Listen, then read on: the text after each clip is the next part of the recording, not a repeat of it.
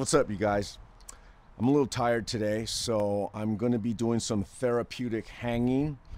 I'm not going to be, I might do some pull-ups, but the object of this evening for me is mostly just to hang. And I'll share with you the things that I do that help me hang, because a lot of people want to do pull-ups, and that's a good thing to be able to do, but I think one of the mistakes that might be made is we try to run before we can stand or walk. So the first thing that's good to establish is the ability to just hang from whatever it is you'd like to pull yourself up to eventually. So I like to use, this is just a pull-up bar. It has been the anchor points up here have been professionally installed by a licensed contractor. These are very solid anchors. They were actually installed for when my daughters were young. We put a little playground swing there and there, or sometimes a single rope swing, and they would just play here while we would do stuff out in the yard. This was not installed for me to do what I'm doing now, but since they were installed for my children and they are redundantly strong, I can use them for this. So if you want to do the same, make sure that you have a very, very solid anchor point. Okay, this is nothing special here. This is just a pull-up bar from an old exercise set that I had from a long time ago. So this is just a standard pull-up bar. You can order these on Amazon for, I don't know, 40 bucks or something. The reason why I like to use what I'll call a center mount bar is because I'm obsessed with symmetry and ambidexterity, and in pull-ups especially, there's a very strong tendency for the dominant or one arm to dominate the movement. On a bar like this, say if I want to pull harder with my left, well, that shows up immediately. I get instant feedback. So this bar gyroscopically, I'm not sure if that's the right term, but who cares? This thing will give me a very accurate and immediate feedback on the symmetry of my scapular movements as I'm doing this. Okay, so the first thing, so after we got that out of the way, and honestly I don't recommend a bar like this if you're just learning to hang. Just do it a little on a regular bar, and then you can maybe progress to something like this, but do what you want. Anyway, first thing I make sure is that my grip is my hands are equally spaced from the center point of the bar. Most bars have these little contours or bends in them, so you can usually feel where that point is. The first thing people tend to have a problem with is pain in the grip. As soon as they go like this, there's this burning, pinching sensation in the hand, usually right here on what we'll call the callus ridge.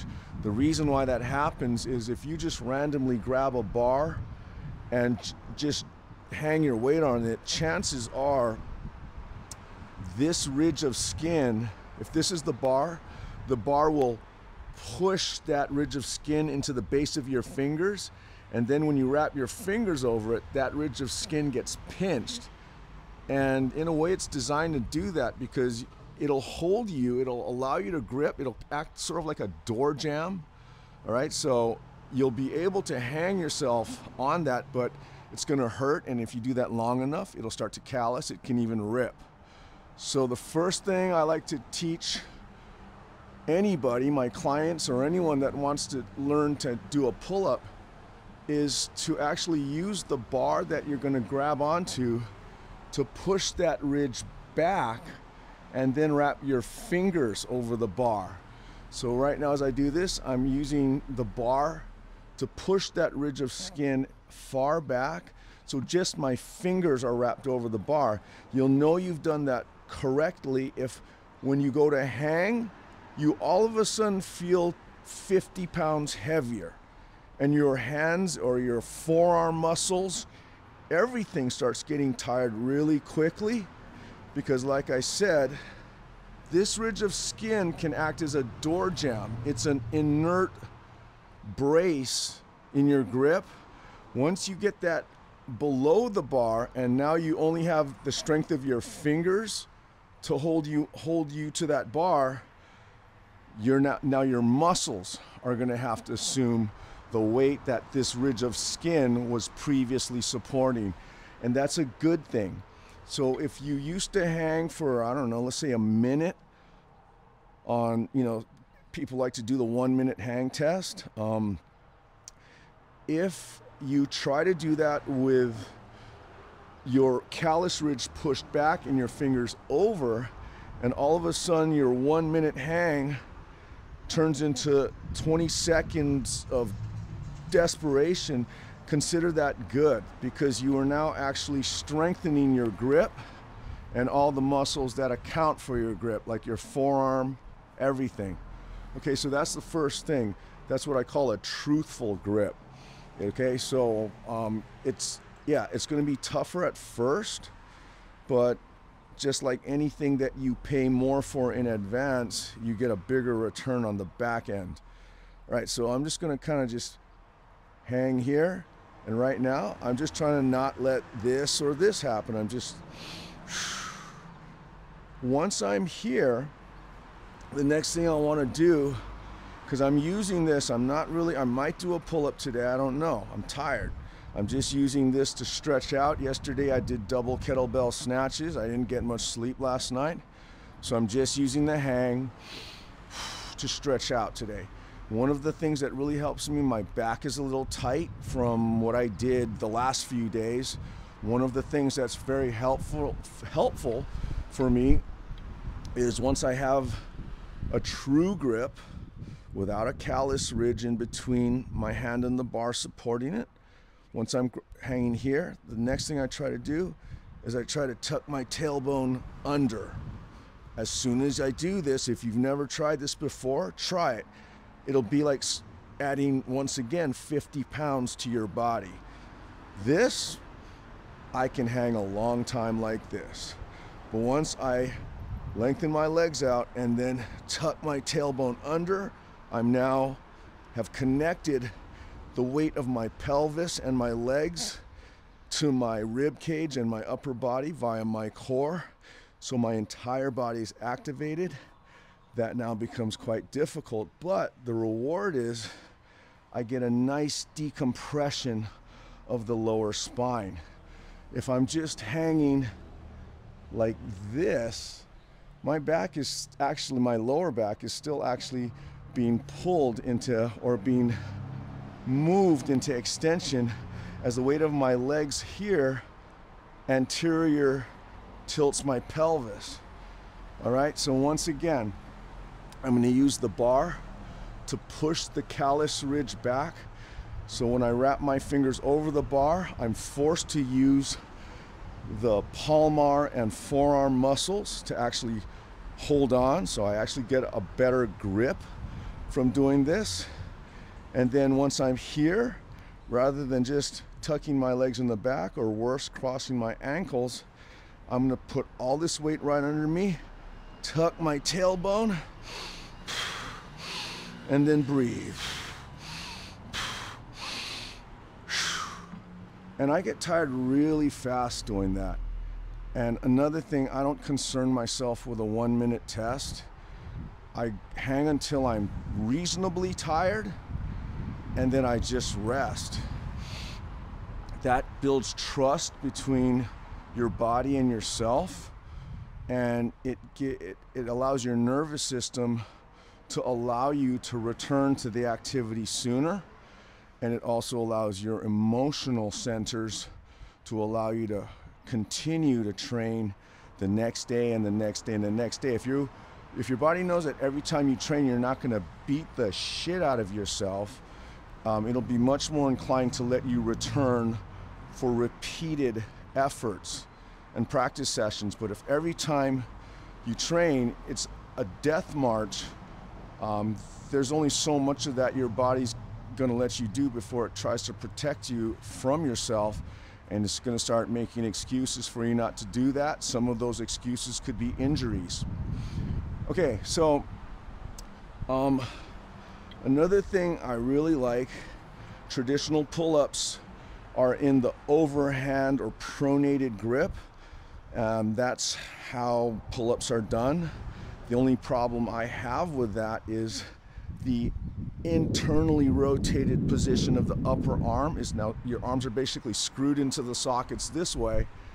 And when we take this position, some of these tendons that are kind of wound into here, and then we start pulling, is sort of, to me, it's like taking a towel, twisting it, and then bending it. So if some of you have shoulder issues or your shoulders hurt when you try to do regular pull-ups with a pronated or over grip, sometimes the chin up with an under grip might be a better option, because now your upper arms are in external rotations. Your shoulders are hinging in the direction your shoulders and your elbows and your wrist are all hinging in the direction they are designed to and that they prefer. And you're also exposing yourself to more musculature without relying on the tensile strength of the ligaments and tendons in the shoulder and other areas. So when I take the under grip, I like to focus on hanging myself on the pinky and ring finger, because when I'm in this under grip, there's a natural tendency for us to favor the index and middle finger, and the grip, instead of being fully like this, it starts going like that. So on the chin up, I'm still holding on with 4 fingers. I'm not strong enough to just literally hang on my ring finger and pinky, but I'm emphasizing that so that my elbows don't flare out. When I'm in a chin up, my elbows, I'm trying to push my elbows or keep my elbows inwards towards each other. All right, so if I do that, yeah, now I'm getting a twist into my wrist. I'm getting torsion into my wrist. That's not good. But if I, in the chin up hang or the supinated hang, if I can keep my forearms as parallel to each other as I can, and then tuck that tailbone under, and then I try to lower from there. If I'm feeling good, and I'm still trying to keep those elbows close to each other, keep that tailbone tucked. All right, now while I rest, I'm going to go over what could be a controversial point. And this is just what I like to do. I'm not going to tell you what to do, but oftentimes when I work with clients, I'll have usually a guy that tells me they can do, say, 20 pull-ups, and that's a lot of pull-ups. I can't do 20 pull-ups right now. But when I ask the person to demonstrate, what they'll always do is hang, cross their ankles, and splay their knees or thighs outwards and start doing this. Okay, and that's fine. Nothing's gonna break if you do that, but if you like to try and experiment, you don't have to do this hollow body tuck with your legs here. That's the way I like to build all my pull-ups, is from that position, because to me, that is the hardest version of the pull-up for me to do. But every time I just get 1 rep better at that, if I go back to a conventional style with my ankles crossed and my knees just flopping out to the side, I automatically get more of those. Okay, but going back to my point, instead of doing your pull-ups with your ankles crossed and your knees out, which once again is fine. If you like doing that, don't listen to me. But if you want to try, squeeze your thighs together. Just hold them together and pull from there. Now, even as I was trying to do that, my thighs still separated at the top. I promise you, if you start doing your pull-up sets with your thighs squeezed together, another thing I didn't tell you to do, it's not just squeezing my thighs together. I'm doing that by internally rotating my femurs. So I'm doing this with my upper thigh bones. So I'm going, bringing them together, internally rotating my thighs. So here, I'm not just squeezing them, I'm not just adducting my thighs, I'm internally rotating my femurs, getting my chest big, and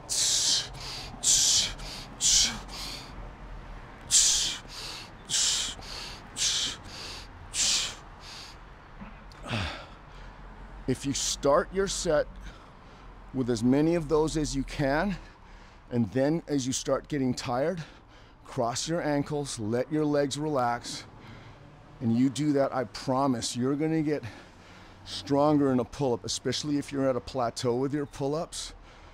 Just start every set, do as many as you can with your thighs together, and then when you get tired, go to the position that's advantageous to you, and that should work out pretty well.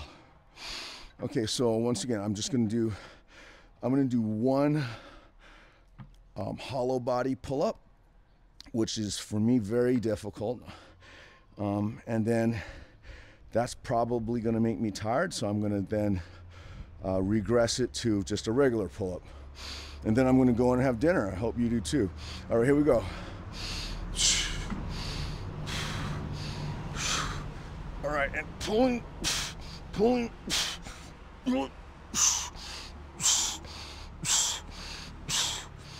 and then here,